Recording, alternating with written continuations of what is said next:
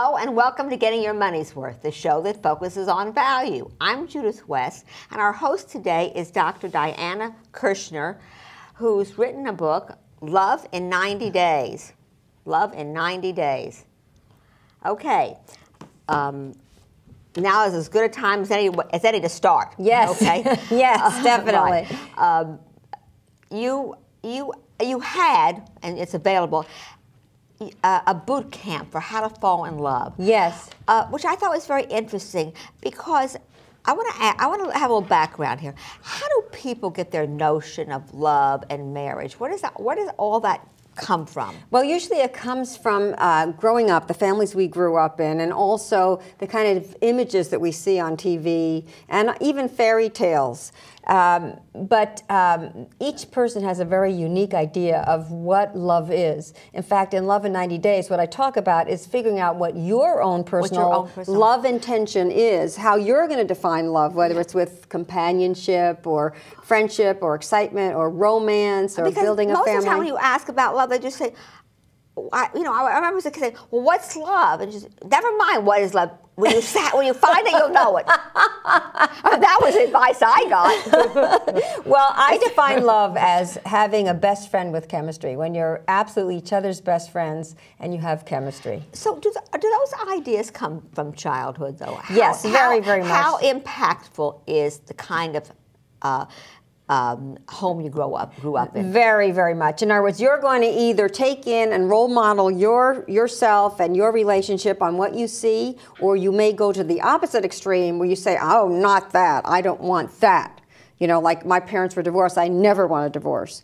And so there's a very, very strong impact in your growing up years, and also how you were treated. If you were not loved up and you were not prized and you were not told, you know, that you are special, of course that's going to affect the way you go into a love relationship. But I think, what I like about your approach is that those things may have happened, but that doesn't have to determine your future. That's exactly right. And that's what I want to get to, because you lay out if you would, I'm going to use the word strategy. Yes. Just like people have a business plan for how to make their business successful, you have a strategy for how to fall in love and perhaps marry successfully. Absolutely. It's step by step by step in the book. So I want to say that you've taken what I thought was the art of love, and you've turned it into the science of love. Yes, it's actually, there are 260 endnotes, and this book is based on a great deal of research in terms of what really works, how people can go out there and find lasting love. So let's just start with many folks, lots of men and women, especially in today's world, seem to have some common dating habits that don't necessarily get them to their goal. Exactly. I call those the deadly dating patterns. Okay, so let's break this apart as much as possible in our time. So what is the deadly dating pattern? Right. Bad habits, bad dating habits? These are bad habits and negative self-sabotaging thoughts that we have. Give me what are some examples? Well, there are 13 in Love in 90 Days, but I'll tell you the four most common. Number one is the flame out. You meet somebody. The flame out. You decide, oh, he's different. Oh, this could be the one. You spend 5-hour dates with him. You have sex with him. You know, he starts writing poetry for you. Everything is great, except it blows up in your face because your body's fall in love, but you're not even sure whether you know who the person is or if you like the person, and the whole thing tends to explode. The next thing is... That's pretty devastating when it happens too, Diana. Oh, absolutely. That's why I have a chapter in the book called First Aid for Heartache. Let me just ask you something. So that's something... who was at fault at that? Was it the woman or the man? It's not a matter of who's at fault. It's just a matter that you have to recognize that if you keep finding yourself in this position, you have to change what you are doing, and you have to work on your inner sabotaging thoughts. And that's what I deal with in the book Love in 90 Days, is how to go about doing that. Is it bad to have sex? Well, what I recommend, because you said body, is that part of the problem? Well, quite often, you know, having sex starts that whole falling in love process, and you don't even know each other. So what I recommend in the book is that you do what I call a dating program of 3. That is where you date 3 guys guys at the same time. No sex, a little kissing, a little canoodling is okay, but you're taking your time to get to know them, you're figuring out what you want, and you're taking it slow. And everything's up front. You're not hiding it. In other words, on the second date, you tell the guys, you know, listen, I'm having a fantastic time with you, but I've made a decision that I'm taking it slow and I'm dating around for a while. I can't imagine finding anyone as great as you, but this has been my decision. And your experience has been that guys will accept that? Guys not only accept that, that gets their juices going. Right. It's like I'm going to win her. Right. I'm going to win. It's almost like it's like a little bit of a tease. Well, in my day we called it a tease. Yes, but it's for real because you really are doing a dating program of 3. And people kind of want what they can't. They can't get so easy. Yes, no is the sexiest word. You know. Yes, no. That's a good point. No is the sexiest word. Okay, so we have these. The deadly dating patterns, yeah.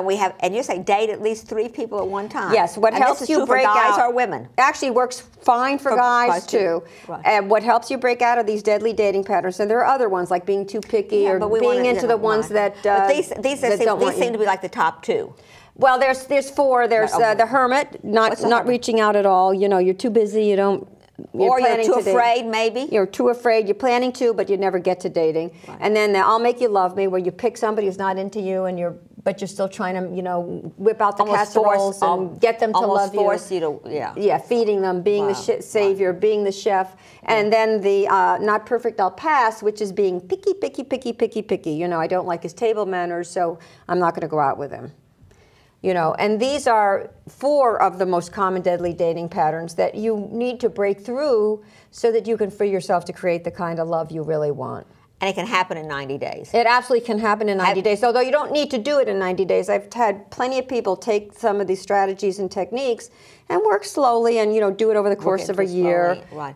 Well, let's just start with, I want to ask you, let's just start with first, before you can practice some of these tips, you have to have some people with whom to practice. Yes. So I want to ask you, because I hear folks talk about how hard it is to meet people, especially in urban areas. Yes. I want to ask you, how do they find it? Mm-hmm. And then what's your point of view about meeting online? Okay. First of all, meeting online is one of the most powerful empowerment tools that you can ever use in dating. Yeah, so in 2007, more people over 45 met their life partners through online dating than through their whole social network of family, friends, and acquaintances. Yeah, I think I saw it was a high number. It's a very high number, and more are using it daily. So this is becoming the norm. It's not something for losers or desperate people. This is becoming the norm, online dating, and it's something you should take advantage of. If it's used sensibly, it is quite safe. You know, you got to be careful. You Google the person once you get their name. You meet them in a public place for coffee. You take your cell phone. So the trick is sensibly, doing it using good common sense. Yes. So I had a friend that when she went out, she told her doorman, "I'm going here and there." Yes, if you don't hear from me, or this is my phone number. If you don't hear from me or see me in the next 2 hours, I'm going to you call me. Exactly. So you use it sensibly. Now, in the program, what you do, if you want to work rapidly and meet lots of guys, I show you how to sign up for 2 online sites and to use what I call the search engine mastery secrets, where you will actually get more guys viewing your profile, because your profile will come up more often. There's ways you can do that. So that a woman will go from perhaps having 0 guys to having 200 to choose from. So it's really kind of almost like marketing your brand. It is, of course. Oh, wow, it's starting to make a little sense. 'Cause I was wondering, how can you take this, you know, you'll know it when you see it kind of thing, and define it. Yeah, you want to market, you know, it is. I mean, it's kind of strange to use that terminology, but you want to put yourself out there and find as many possibilities as possible, because it is a numbers game. You're going to sort through. The greater the pool, the more the opportunity. And you're going to sort through a lot of these people that don't work for you in order to find the really great ones. And I've had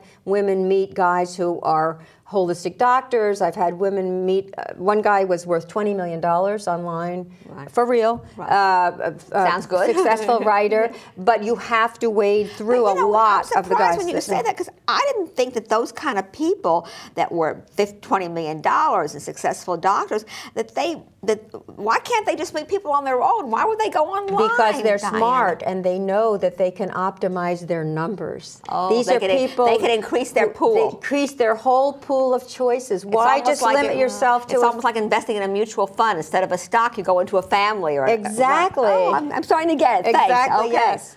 So it works out great, and also in the Love in 90 Days program, you meet people offline by either looking in your local newspaper or magazine, or Googling the name of your town plus an activity that has lots of men in them. I see. Men in it, rather. So I know how about the online dating, and I see that now.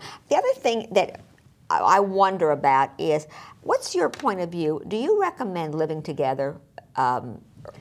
Somewhere in the love stage, does that lead to a happy marriage? Well, the research, let me just say that the research lately shows that living together actually can be a good thing before marriage. Really? Now, obviously, you have to decide based on your particular value system, your religion, and so forth, whether it's for you or not. It sort of exposes all the warts. Yes, yeah, that's the latest research. Although it used to show just the opposite, that living together was not good. But now, if you're living together and there is a commitment, the key is that there is a commitment to marriage or a long-term relationship, particularly to marriage, then the living together does seem to help the relationship. When you date, if you're dating somebody that doesn't have this commitment, is that commitment something that you can develop, or is that something that if it's missing, it's not? Well, after about, let's say, around 9 months, there should be some talk of commitment. If that's something that you're really interested in, you're going to be looking to see if there is. And if there is not, the thing that brings out a possible commitment is to say to the person, I'm really enjoying you. I can't imagine, enjoying anyone more than you, but I really have decided I'm giving myself a long-term love. I'd love it to be you, but if you don't want that, I'm going to have to leave. It's almost like having to sell a stock when it's time to get out. Exactly. The first loss is the best loss. Exactly. But sometimes in this case, the stock or the man will turn around and rise to the occasion and say, hey, I realize that I don't want to lose you, and I'm ready to commit. I think what this show is called Getting Your Money's Worth. So I want to be sure that all kind viewers are getting those. I think what you have done is really, and this book, Love in 90 Days, is really show me that you can develop a strategy. You can have a mission, a goal, on how to either find a mate in life or to find love. Absolutely, that's it's not so Prince on a white horse. It's not so. It's not such much of a serendipity that I thought it was. No.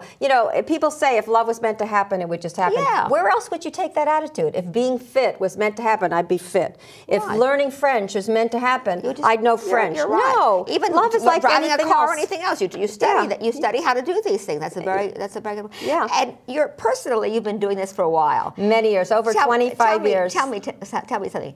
What's your success rate? I have thousands and thousands of women who have found relationships that they really, really want.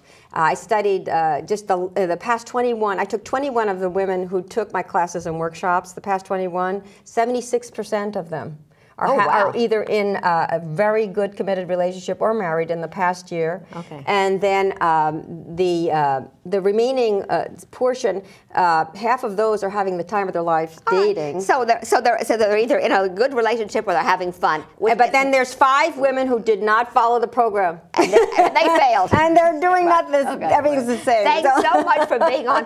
What better topic? Love in 90 Days. What better topic?